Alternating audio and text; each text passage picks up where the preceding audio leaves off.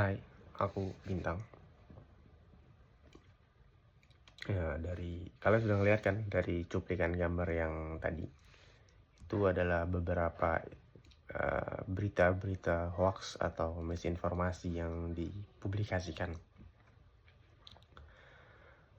Nah, di era digital ini kita hidup di tengah lautan informasi. Dalam sehari mungkin kita bisa dapat puluhan atau bahkan ratusan informasi atau berita.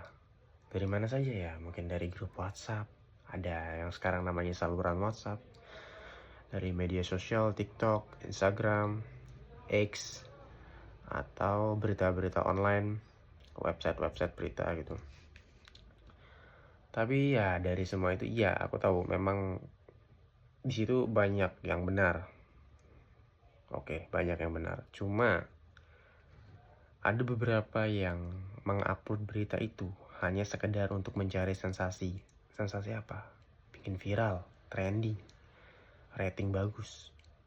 Jadi cuma kayak sekedar nguploadnya cepet, tapi beritanya belum tentu itu sudah diverifikasi secara benar atau enggak. Oke, kita hidup di masa dimana misinformasi atau hoax itu menyebar lebih cepat daripada klarifikasinya. Dan inilah yang menjadi ancaman serius, bukan hanya untuk aku ya, tapi untuk kita semua sebagai masyarakat. Ya, kenapa itu menjadi ancaman? Ya jelas, kita tuh butuh informasi yang akurat, fakta, bukan berita-berita hoax yang menyesatkan. Jadi, di video ini aku akan membahas gimana sih sebenarnya peran media penyiaran itu dalam penanggulangan misinformasi atau hoax. Kita akan lihat dari berbagai sisi. Entah itu tanggung jawab mereka, kolaborasi dengan fact checker, hingga bagaimana mereka ikut mendidik publik agar tidak cepat termakan hoax, atau bagaimana mereka mendidik publik agar bisa menyaring informasi yang benar atau yang salah. Oke, lanjut. Oke, sebelum kita lanjut, kita perlu tahu dulu nih, kita perlu paham apa sih istilah-istilah yang sering muncul dalam diskusi seputar informasi-informasi palsu atau berita hoax itu. Jadi ada 3 istilah yang sering muncul, yaitu pertama ada misinformasi, yang kedua ada disinformasi, dan last ada malinformasi. Misinformasi adalah informasi yang salah tapi disebarkan tanpa niatan jahat. Contohnya ketika seorang membagikan berita keliru tentang jadwal vaksinasi karena dia juga mendapatkannya mungkin dari orang lain yang ia percayai, dan berita itu ia anggap benar. Jadi tanpa sengaja dia menyebarkannya lagi ke orang lain, padahal berita itu belum tentu benar gitu. Dan disinformasi itu berbeda. Disinformasi lebih jahat lah. Ini adalah informasi yang salah, memang benar-benar salah, memang benar hoax gitu. Tapi orang itu kayak sengaja menyebarkan beritanya. Tujuannya itu cuma untuk menipu atau untuk menyesatkan publik atau orang-orang.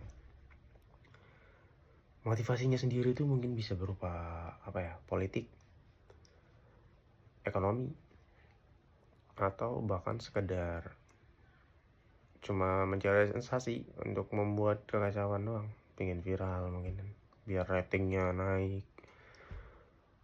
Begitulah. Dan yang terakhir itu ada malinformasi. Malinformasi itu adalah informasi atau berita yang sebenarnya itu benar, cuma digunain tuh di luar konteks.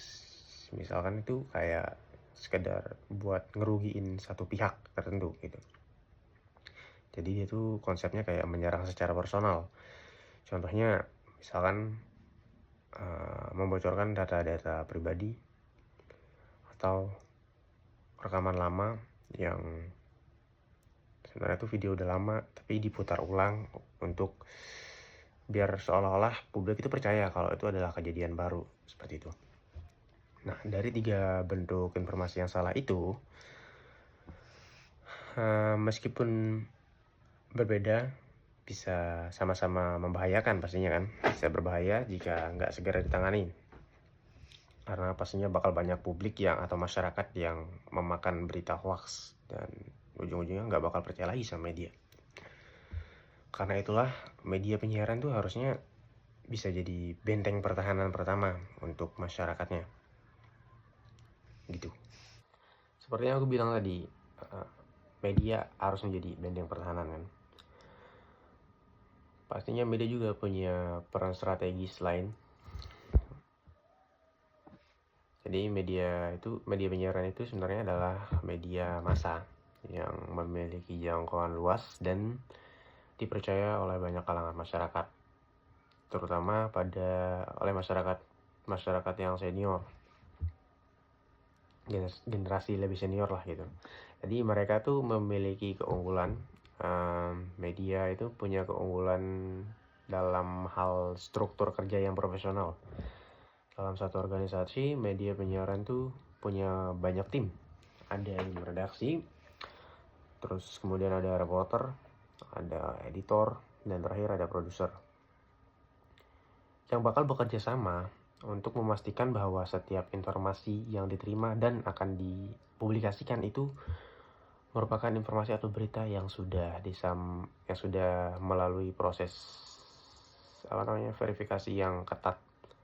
Jadi misalnya sebelum berita ditayangkan di televisi atau media sosial atau website berita secara resmi gitu, informasi itu harus melewati beberapa proses konfirmasi ke berbagai narasumbernya atau pencocokan data resmi dan pertimbangan etis, apakah berita itu layak atau enggak buat di-up atau dikonsumsi oleh publik gitu.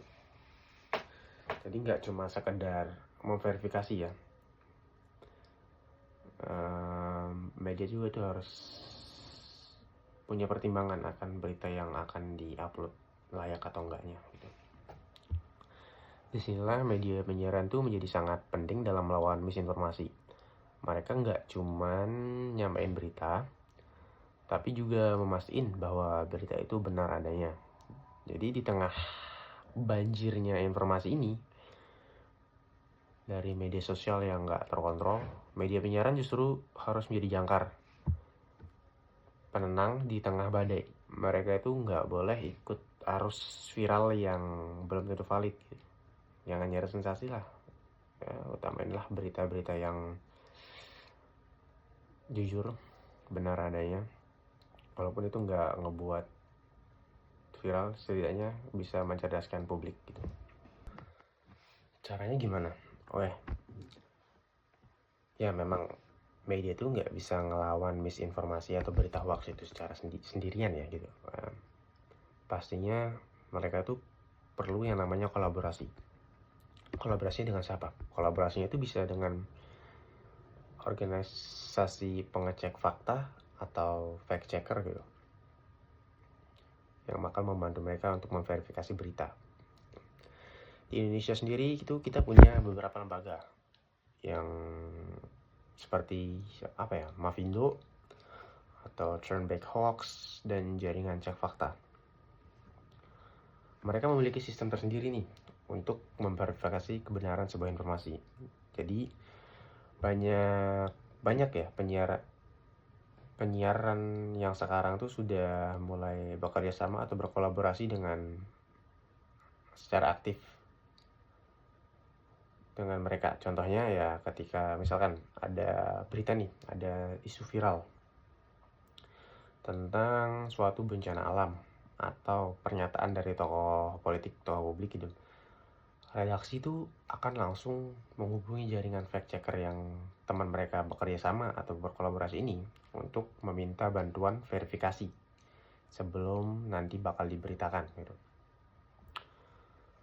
Bahkan beberapa stasiun TV sekarang juga punya segmen khusus yang menampilkan hasil cek fakta mingguan.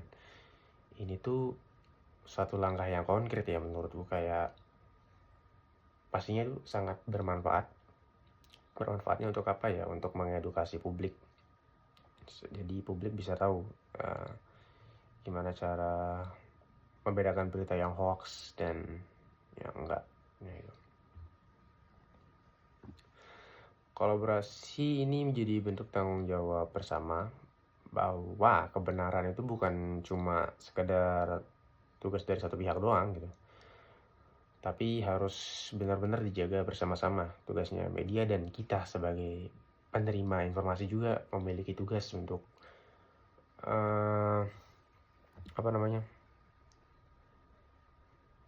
menjaga kebenaran gitu. Ya, selain memverifikasi data tadi, dan juga selain menyebarkan informasi atau berita, media itu juga punya tanggung jawab penting nih lainnya. Ya, tanggung jawabnya itu berupa mendidik. Yang dididik adalah masyarakat atau pembaca atau yang pemakan beritanya lah gitu. Kenapa harus dididik? Agar masyarakat tuh bisa lebih kritis dalam menyerap informasi, biar nggak cepat kemakan berita hoax gitu. Caranya menggunakan literasi media. Apa itu literasi media? Literasi media itu adalah kemampuan untuk menganalisis, mengevaluasi, dan menanggapi konten media secara kritis. Dan ini tuh bukan cuma sekedar tugas sekolah atau lembaga pendidikan, tapi juga bisa dilakukan lewat siaran TV atau program radio, atau bahkan lewat website-website berita dan media sosial. Programnya itu bisa berupa macam-macam, mungkin seperti talk show atau diskusi publik, bahkan iklan layanan masyarakat. Itu bisa menjadi sarana untuk mengedukasi masyarakat tentang gimana cara memverifikasi informasi.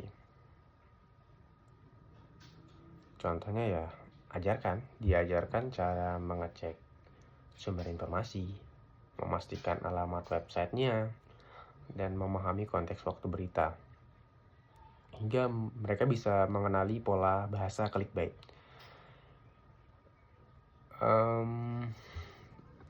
Jadi itu ya, peran media penyiaran tuh nggak cuma sebatas itu doang gitu.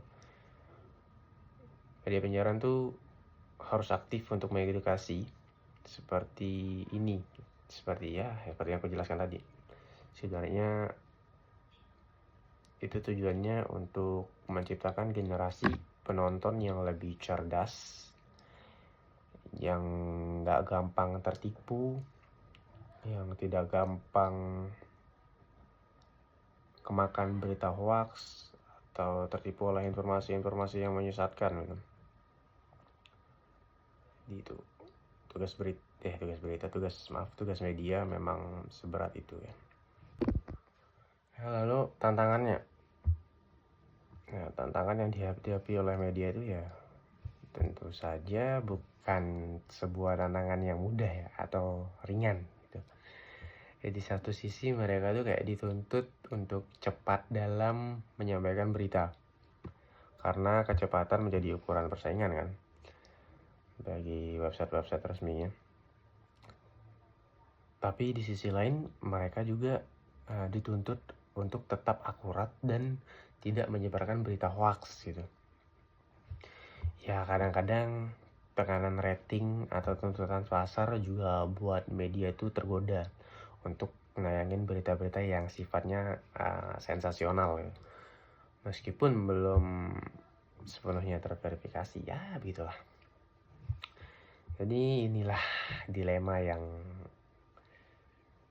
harus dihadapi sehari-hari oleh media penyiaran. Tapi justru ya karena itu, integritas dan etika jurnalistik tuh harus tetap dijaga. Kenapa?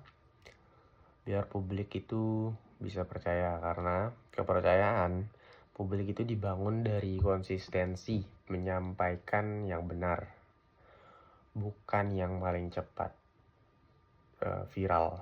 gitu. Atau ya sekedar famous doang, cuma ngupload berita, pengen viral, rating bagus, tapi ya beritanya hoax gitu.